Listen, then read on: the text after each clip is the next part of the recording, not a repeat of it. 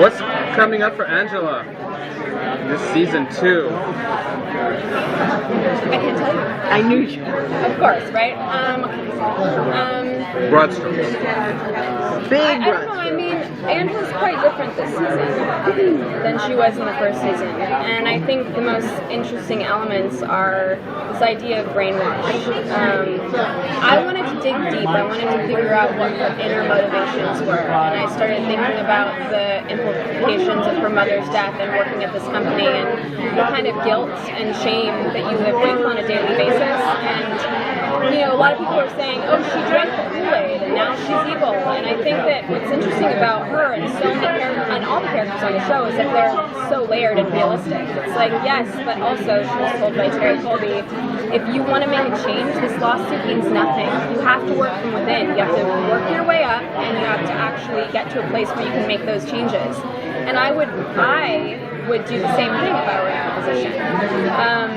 So I think there's that, right, which is real, I can identify with. And there's also the aspect of what happens when you get seduced by the idea of finally having power and control and having someone that believes in you, especially when those things are stripped away from you in your childhood. You know, your mom, like, having to find your sense of self after the loss of her mother, not having any power or any control, and now she gets that. And I think that there's something very lucrative about it. So it's that fine line that I think is really relatable, you know, that people relate to. Is that where the idea of the affirmations come from? Well, yeah, right? I mean, it's interesting because I started to listen to them because I wanted to experience what that's like. And I found myself, I was in my kitchen one night and I was like, how am I going to do this? I don't believe in this stuff. I can't do this crap.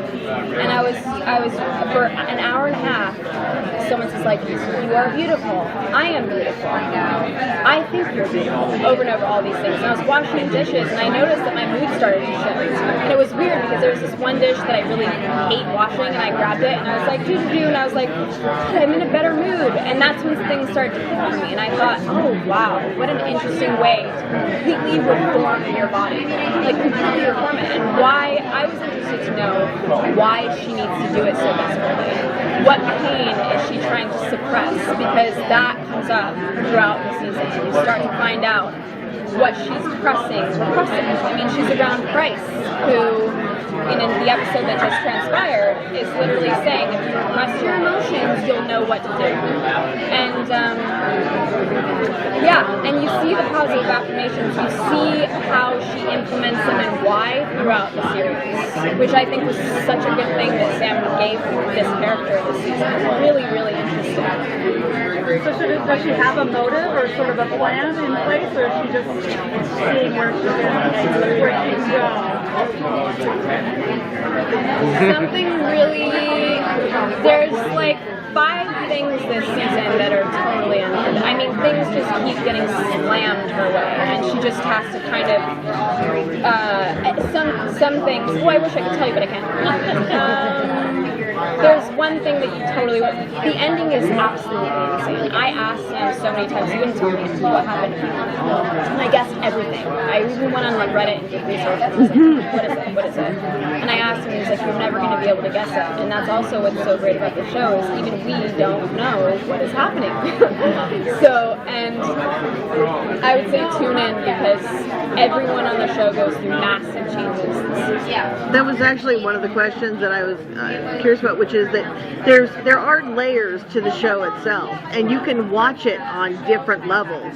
So if you just want to watch it like, here's a story, you can do that. But also there's all these hints that get dropped in, and there's this whole other level, like you said, on Reddit, looking for those things. Yeah. So I'm assuming that that all leads to something. It did last season. So we should people who really want to figure that out, like you said, Reddit, are there other places that people can start looking for that stuff? There's really, really interesting conclusions that I've read that I've like said to Sam.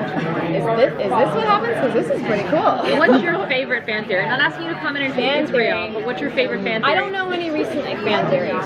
Okay. Last season.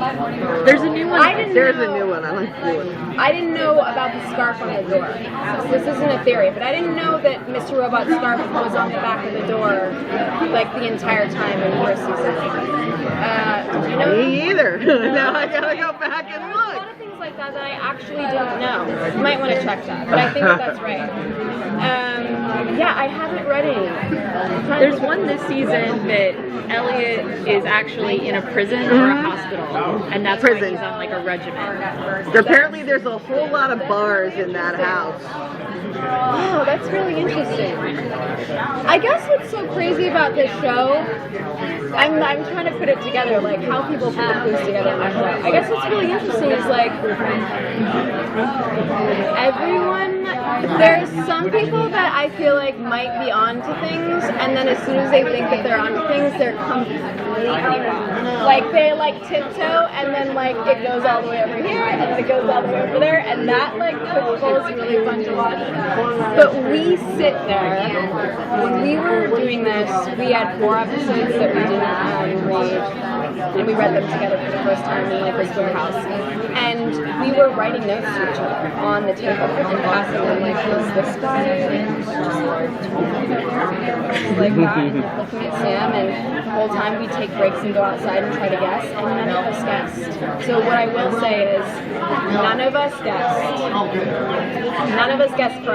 Yeah, I'm gonna copy that after. Okay. Great, thank you. Thank you.